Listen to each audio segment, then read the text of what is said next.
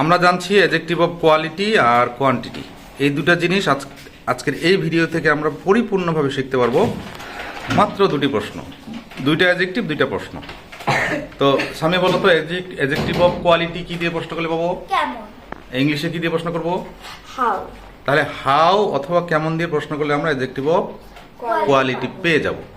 তা এটা সংজ্ঞাটা যদি এরকম হয় যে অ্যাডজেক্টিভ, হ্যাঁ, কোনো নাউন বা প্রোনাউন কেমন তা নির্দেশ করে তাকে অ্যাডজেক্টিভ অফ কোয়ালিটি বলে।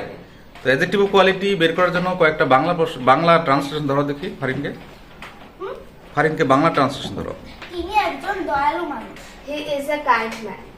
আজ আকাশ খুব পরিষ্কার। The sky is clear today. এটি একটি চমৎকার ধারণা। It is a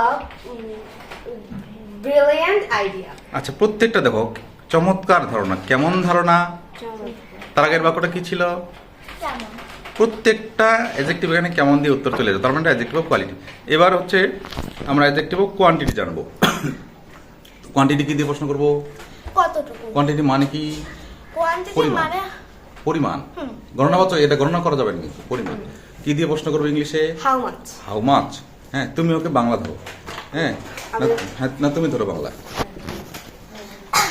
আমার অল্প দুধ প্রয়োজন। I need some milk. দাঁড়াও, কতটুকু দুধ? অল্প। অল্প দুধ। পরেরটা ধরো।